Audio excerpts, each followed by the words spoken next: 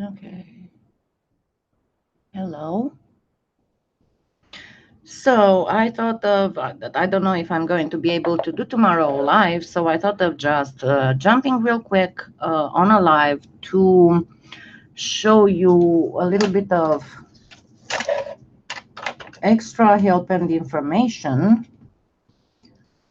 because I had a few people who actually emailed or messaged me about the bangle. If you remember the tutorial I did with the faux snake skin, and I was showing how to actually cut the base bangle.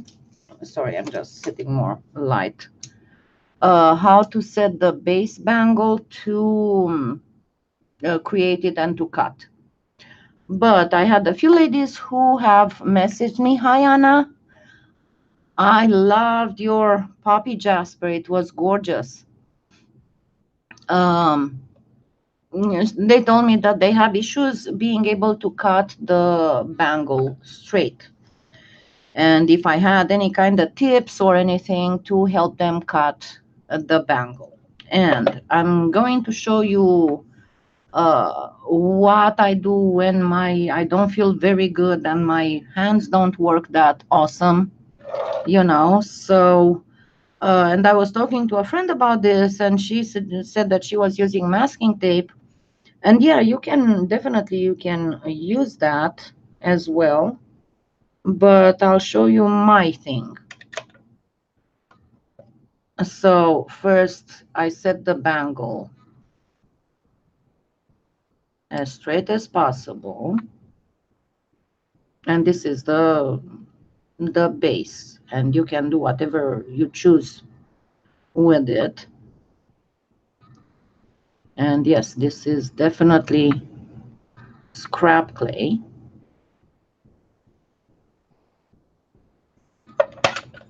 And I'm just cutting the excess. Yeah, I know I'm very unorthodox, and I go out of the beaten path on a lot of things. I know normally that's not how you usually do this, but this is how I prefer to do it. Hello again, Teresa.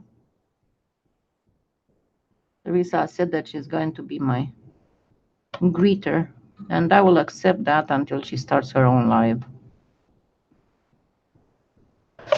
Okay, so of course I'm going to get it nice and even. And this was especially because I'm starting to work on a bangle and I needed a base anyway, so why not jump on a live and actually show how to do it. And then what you need is simply a line sheet.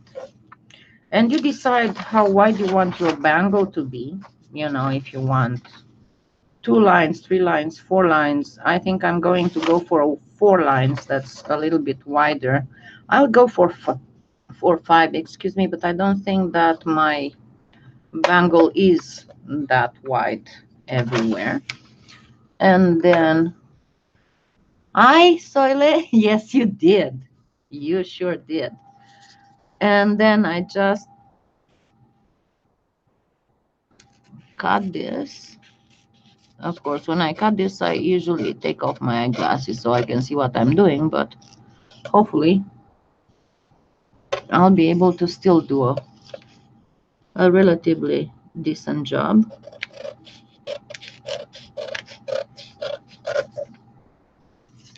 And then I'll count 4. Right, I said 4 of them, and better keep the same side because they are not the same. I have a little bit of a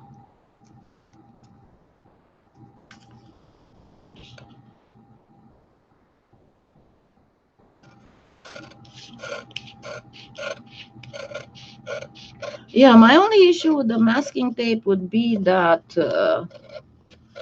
you might gouge the clay when you try to take it out. I mean, I know I would, but then with my proverbial clumsiness and twitching of hands, probably Teresa has no problems doing that. Okay. Hello again, Chris. You're welcome. Yes, I said there were several people who actually emailed or messaged me about this. So then you just place it and see, the beauty of it is that if you press a little bit, you will pretty much embed it in the clay. You don't need to, and that's where you can figure out if you're going straight or not. See how it doesn't, because once you get this close to each other, then it's easier to do it.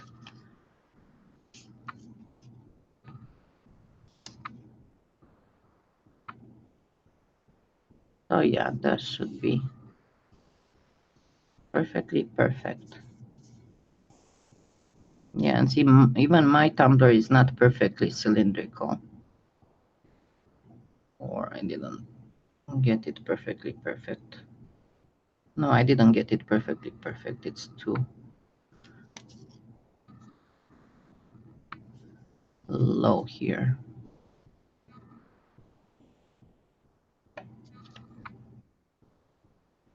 That's the only thing that you need to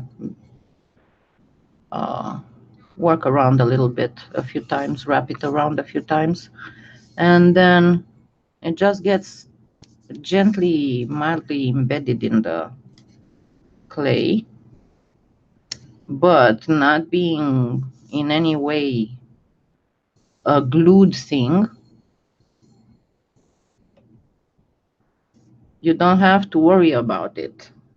So then it's simple. You just get your blade and follow the yellow brick road. See how easy it goes? And yeah, you might get, like a quarter of a millimeter out of line. That's not a big disaster because I told you once it's baked, then you just grab it like this and you put the sandpaper down on the table and you just do circular motions and you make a perfectly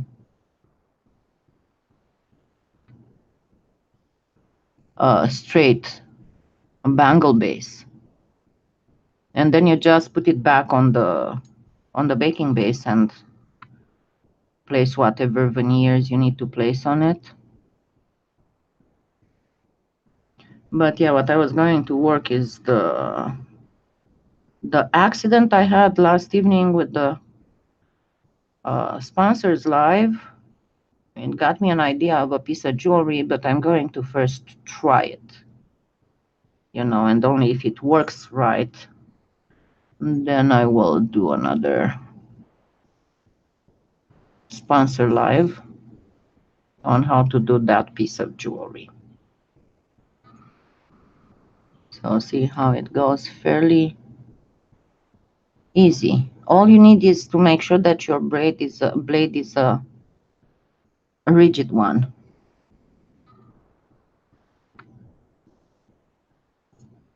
And the paper kind of doesn't let you go too much messing up.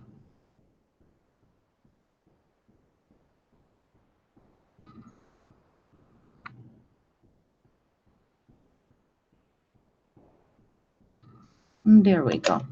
And then always the easiest way to take these out is just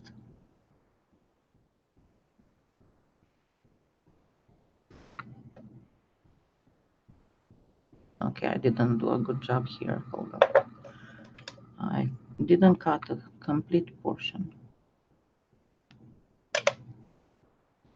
And as I said, on this kind of stuff, don't work for ages to do these perfectly straight and all that because uh, get just 120 grit wet sandpaper and it will take about 3 circular motions and it will be perfectly nice and straight and everything.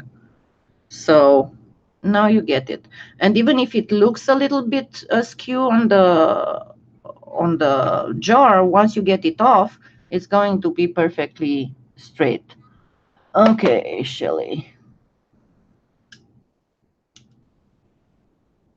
Yeah, and I know I have days and days. Normally, I can go very nicely and very straight and very without a problem. But I do have days, and remember, I told you it's especially the twitching thing. And generally speaking, if I have the and see what happens, I'll show you how it messes up with me. I would be cutting and then my hand twitches, and instead of going like this, I go a little bit like this. Now, if the paper is here, and it's much harder to fix, if the paper is here, then when I go, even if my hand twitches, I still don't see, I don't go much. It's impossible to cut properly through the paper. So that is really very, very helpful that I don't have to go back and redo. See how it doesn't really cut through the paper. It will leave a small dent, but it will not cut and make it really hard to do. And then you can do the exact same thing when you put the second one on. And remember, the best thing is to have this one baked and straightened and then put it back on the tumbler or whatever jar you're using or whatever. And then simply do get this one and get three. Get another, get a piece of paper and this time cut three. Can you put, and another question was, can you put three layers? Absolutely, you can put three layers if you want the higher one, but you're going to have an issue here.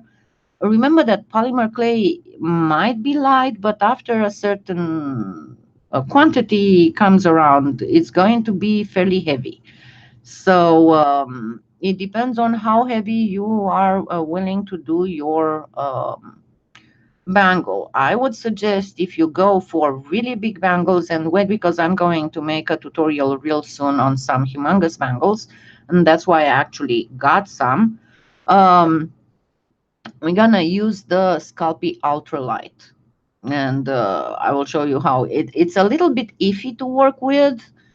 It is a little bit harder to control, and it doesn't hold detail that easy, and if you just touch it, it goes.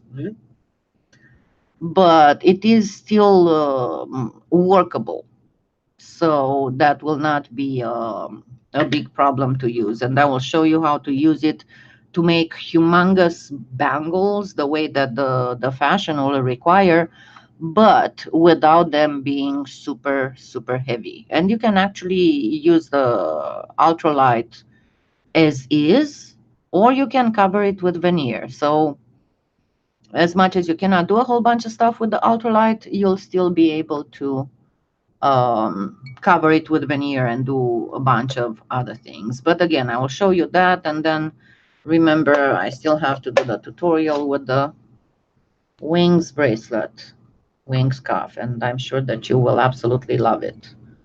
And yes, this is with the mold. So I will see you soon. As I said, if I am not too tired tomorrow to do a live after I do the grocery shopping, I will. But I'm not sure if I will be or will not be. So I thought that's why I thought of jumping real quick to still have you something. If not, I'll see you sometime during the week. I will do one. I promise. Thank you for being here with me, and I'll talk to you later. Thank you, and happy clean.